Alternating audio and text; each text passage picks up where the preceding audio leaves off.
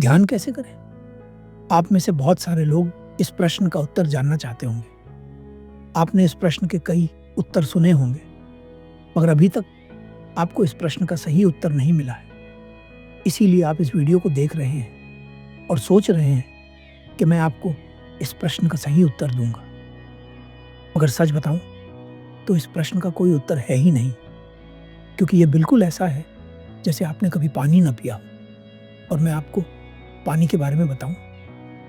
चाहे मैं कितनी भी कोशिश कर लूं और चाहे आप कितनी भी कोशिश कर लें, ना तो मैं आपको ये समझा पाऊंगा कि पानी क्या है और ना ही आप समझ पाएंगे।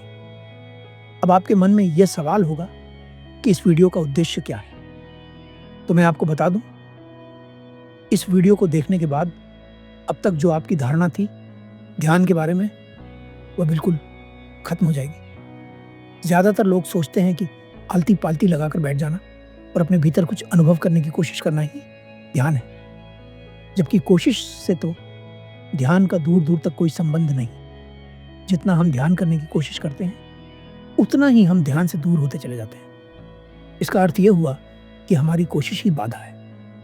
तो अब सवाल उठता है कि ऐसा हम क्या करें जिससे हम ध्यान में कोशिश करने की आदत को खत्म कर सकें, क्योंकि ना चाहते हुए भी हम ध्यान करते वक्त कुछ ना कुछ करते ही रहते हैं, जैसे अपने विचारों को रोकने की कोशिश। तो ध्यान में अपने आप को कोशिश करने से कैसे रोकें? इस प्रश्न का उत्तर मैं आपको अनुभव कराना चाहता हूं। अभी आप जिस भी स्थिति में बैठे हैं उसी स्थिति में ही अगले कुछ सेकंड्स के लिए जो मैं कह रहा हूं उसे फॉलो करें। अपनी आंखें बंद करें, एक लंबी सांस भरें और अपना पूरा ध्यान अपने शरीर पर ले आएं। सांस को धीरे धीरे छोड़ें और अपने शरीर को महसूस करें। ध्यान को पूरी तरह से अपने शरीर पर ले आएं। सांस छोड़ने के बाद दोबारा सांस लेने का प्रयास ना करें। उस प्रक्रिया को अपने आप होने दें। आप नहीं भी कोशिश करेंगे तब भी आपकी सांस लगातार चलती रहेगी।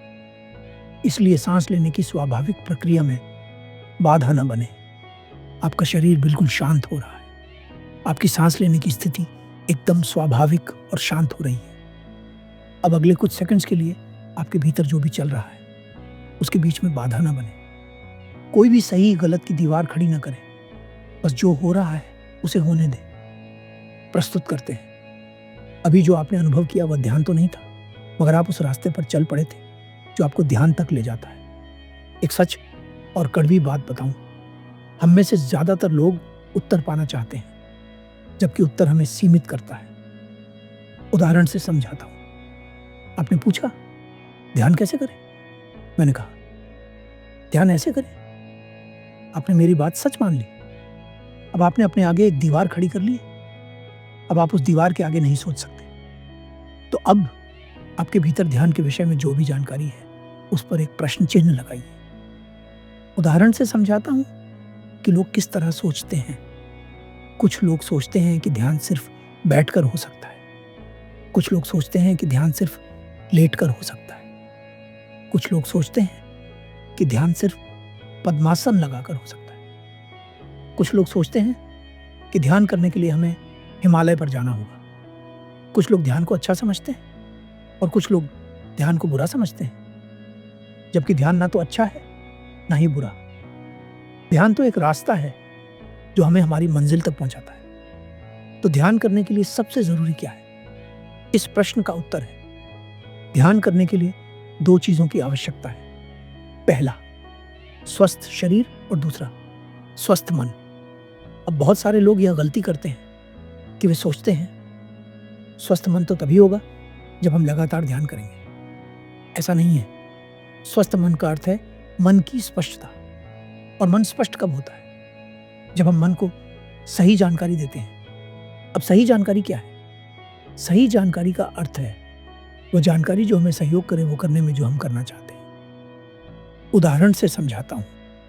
अगर मैं ध्यान करना चाहता हूं तो मुझे ध्यान के बारे में जानना होगा। उसके बारे में ज्यादा से ज्यादा जानकारी इकट्ठा करनी होगी।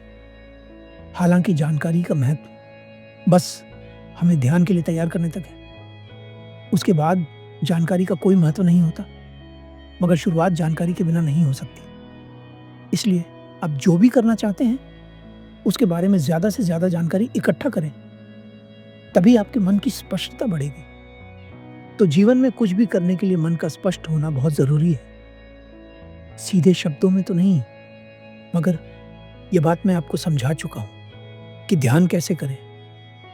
धन्यवाद।